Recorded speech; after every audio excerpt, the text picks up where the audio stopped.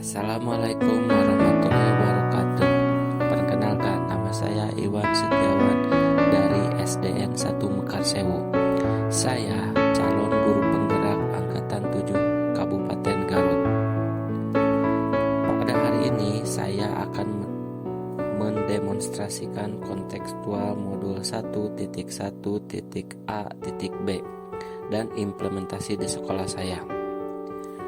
Filosofis pemikiran Ki Hajar Dewantara menegaskan bahwa pendidikan adalah tempat persemaian benih-benih kebudayaan dalam masyarakat.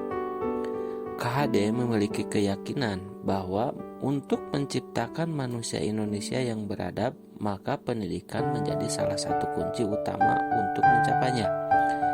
KHD pun menjelaskan bahwa tujuan pendidikan yaitu menuntun segala kodrat yang ada pada anak-anak agar mereka dapat mencapai keselamatan dan kebahagiaan yang setinggi-tingginya, baik sebagai manusia maupun sebagai anggota masyarakat.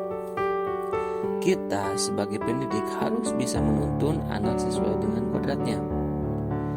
Dalam menuntun laku dan pertumbuhan kodrat anak, KHD mengibaratkan peran pendidik seperti seorang petani atau tukang kebun. Anak-anak itu seperti biji tumbuhan yang disemai dan ditanam oleh Pak Tani atau Pak Tukang Kebun di lahan yang disediakan. Nah, dalam proses menuntun, anak diberi kebebasan, namun pendidik sebagai pamong dalam memberi tuntunan dan arahan agar anak tidak kehilangan arah dan membahayakan dirinya. Seorang pamong dapat memberikan tuntunan agar anak dapat menemukan kemerdekaannya dalam belajar. KHD pun menjelaskan bahwa dasar pendidikan anak berhubungan dengan kodrat alam dan kodrat zaman.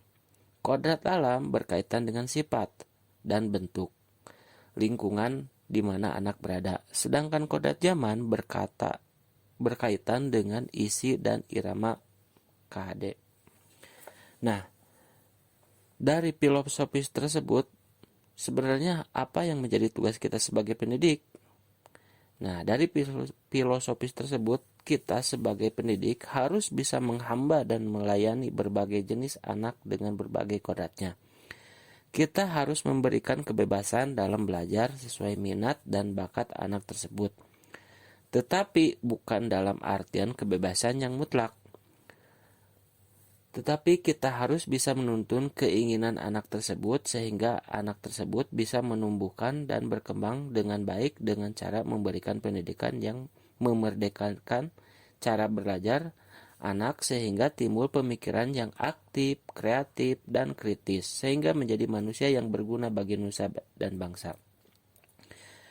Adapun untuk implementasi di sekolah saya, untuk mewujudkan tujuan pembelajaran tersebut dalam kegiatan pembelajaran, saya menggunakan berbagai macam metode yang dapat menarik antusiasme siswa yang disesuaikan dengan minat dan bakatnya, yakni dengan melakukan kegiatan seperti 1.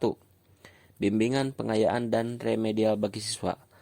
Dalam melakukan pembelajaran, saya melakukan evaluasi di akhir di mana tujuannya adalah untuk mengetahui sejauh mana anak didik saya dalam memahami materi yang dipelajari, sehingga dilakukanlah bimbingan pengayaan bagi siswa yang nilai di atas KKM ataupun bimbingan remedial bagi siswa yang nilainya di bawah KKM. Yang kedua, ekskul.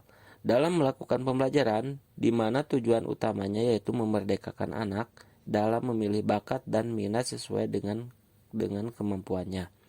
Maka dengan kegiatan ekskul ini anak bisa bebas memilih minat dan bakat sesuai kemampuannya. Yang ketiga, literasi. Dengan kegiatan literasi ini dapat melatih tingkat berpikir anak, di mana anak dapat berpikir kritis dalam memahami suatu informasi dan menambah informasi pada saat pembelajaran.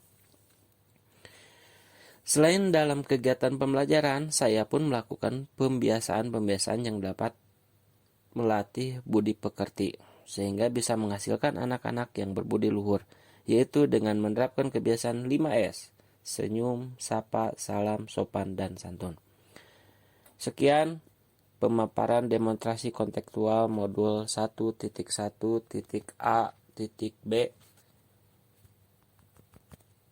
Wassalamualaikum warahmatullahi wabarakatuh.